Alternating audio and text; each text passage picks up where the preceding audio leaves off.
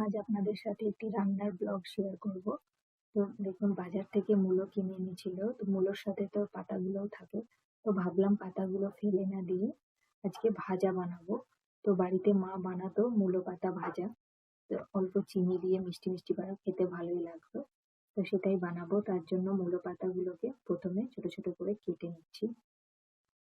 যারা আমার চ্যানেলে প্রথম এসেছেন তো তারা চ্যানেলটি অবশ্যই সাবস্ক্রাইব করবেন, আর ভিডিওটি ভালো লাগলে অবশ্যই লাইক করতে পারেন।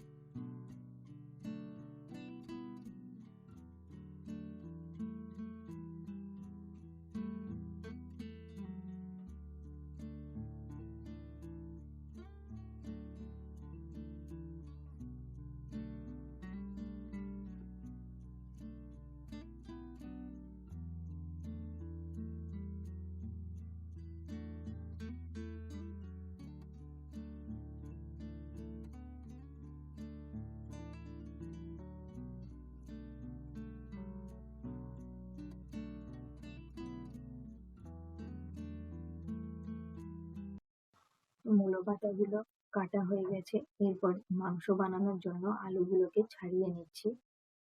তো মাংসের ঝোল বানাবো পাতলা করে।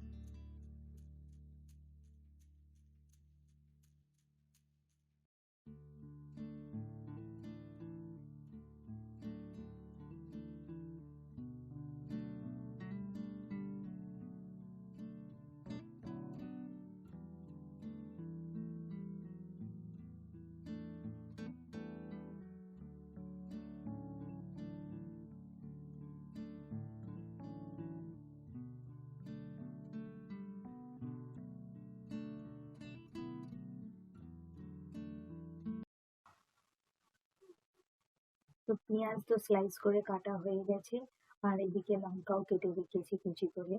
আদা বাটা ছিল আমার ফ্রিজে, তো আমি আদা বাটাটা নিয়ে নিলাম। রসুন বাটা নিয়ে আদাটা শুধু বেটে রেখেছিলাম। তো রসুনটাকে থেঁতো করে নেব। আপনারা চাইলে রসুনটাকেও বেটে নিতে পারেন, বাট থেঁতো করলেও ওই বাটার মতনই সেম ফ্লেভারই টেক্সচারই আসে। তো এইভাবে হামানদিস্তাতে আপনারা থেঁতো করে নিতে পারেন।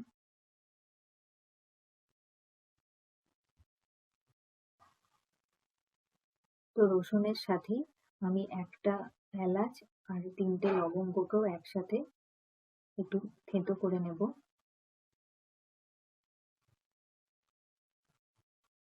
এইভাবে লবঙ্গ আর এলাচ দিলে কিন্তু মাংসর ফ্লেভারটা কিন্তু খুবই ভালো আসে।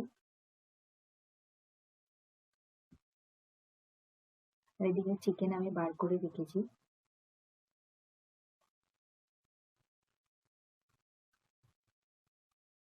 তো আমি অন্যদিকে ফ্লেমে আমি ভাতটা হতে বসিয়ে দিলাম। এরপর আমি এদিকে কড়াইতে প্রথমে পালং শাকটা ভেজে নেব।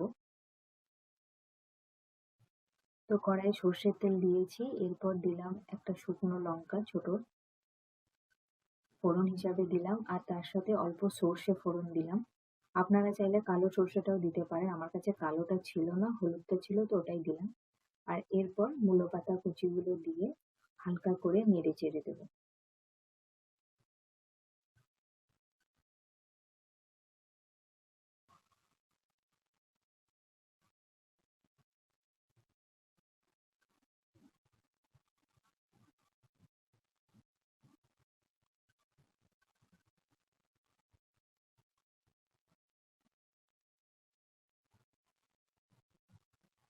তো হালকা হাতে মিক্স করে একটু ঢাকা দিয়ে জাস্ট 1-2 মিনিট রেখে দেব। তো 2 মিনিট বাদে আমি ঢাকনাটা খুলছি। তো অল্প অল্প করে কিন্তু জল ছাড়তে শুরু করে দিয়েছে মূলো পাতা থেকে।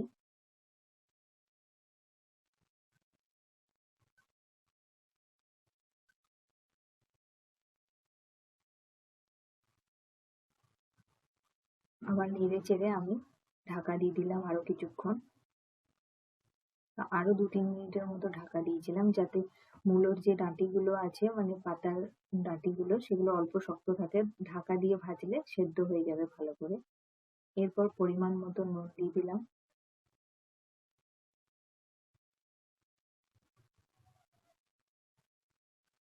আর তার সাথে দিচ্ছি চিনি অল্প, কারণ এই মূলো পাতার ভাজাটা কিন্তু অল্প মিষ্টি মিষ্টি হলেই খেতে ভালো লাগে। ওই 2-3 চামচের মতো দিলাম, ছোট চামচটা।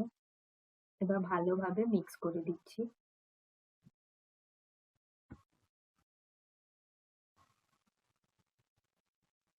একটু নেড়ে চেড়ে ভেজে নিলাম মূলো পাতাটা। তো ভাজা হয়ে গেছে, এরপর কড়াই থেকে তুলে নিচ্ছি। এরপর এই কড়াইতেই সর্ষের তেল দিলাম মাংসটা বানানোর জন্য। এখন দিয়ে দিচ্ছি স্লাইস করে রাখা পেঁয়াজগুলো। তো পেঁয়াজ কুচিগুলো দিয়ে হালকা ব্রাউন করে ভেজে নেব।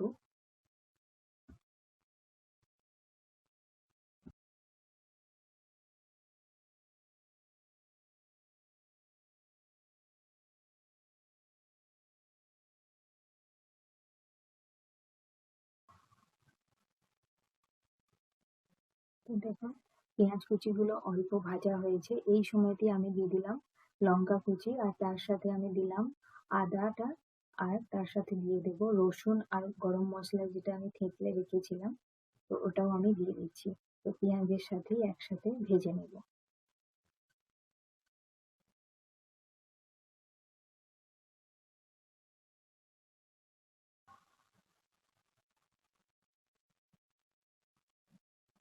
তো নেড়ে চেড়ে ভালো করে মিক্স করে হালকা ভাজার পরে এই সময়তেই আমি মাংসের টুকরোগুলোকে দিয়ে দিচ্ছি, আর তার সাথে আলুগুলোকেও একই সাথে দিয়ে দিলাম।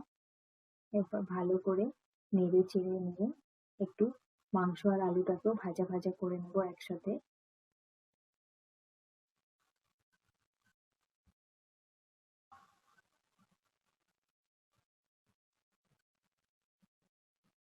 ভালোভাবে উল্টে পাল্টে 4-5 মিনিটের মতো একটু ভেজে নিয়েছি। এরপর দিচ্ছি হলুদ গুঁড়ো, তার সাথে দিলাম ধনে গুঁড়ো, জিরে গুঁড়ো, আর দিচ্ছি লঙ্কা গুঁড়ো। এরপর একসাথে আবার মিক্স করে দেব। বেশিক্ষণ ভাজবো না, তাহলে আবার শুকনো মশলা জ্বলে যেতে পারে।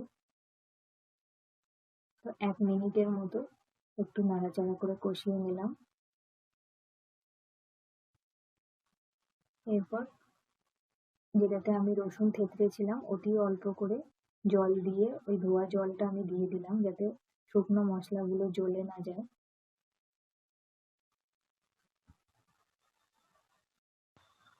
এর সাথে আমি এখন দিয়ে দিলাম পরিমাণ মতো নুন। নুন দিয়ে আবার ভালো করে মিক্স করে দিচ্ছি।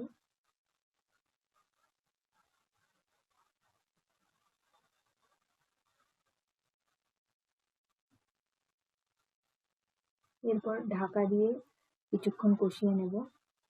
তো নুন দেওয়ার ফলে যখন ২-৩ মিনিট বাদে ঢাকনাটা খুললাম, দেখুন জল বের হয়েছে কিন্তু মাংস থেকে।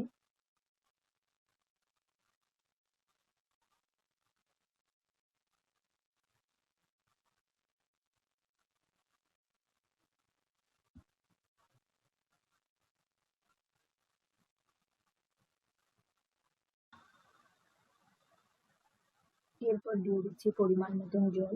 তো আমি ঝোল বানাবো মাংস, সেজন্য একটু বেশি করে জল দিলাম। এবার আপনারা যেরকম গ্রেভি চান আপনারা চাইলে অল্প পরিমাণে জল দিতে পারেন। তো ভাত দিয়ে খাবার জন্য একটু ঝোল ঝোল করেই বানাচ্ছি। তো জল দিয়ে আবার একটু নাড়াচাড়া করে দিলাম। এরপর ঢাকা দিয়ে সেদ্ধ হতে দেবো ১০-১৫ মিনিটের জন্য। তো আমি এখন ১০ মিনিট বাদে ঢাকনাটা খুলেছি। ঢাকনা খুলে দেখে নিচ্ছি যে আলু আর চিকেনটা ভালোভাবে সেদ্ধ হয়েছে কিনা।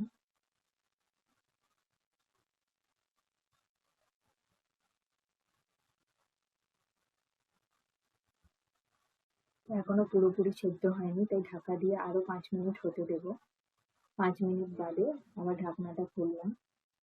তো এখন আলু আর চিকেন পুরোপুরি ভালোভাবে সেদ্ধ হয়ে গেছে।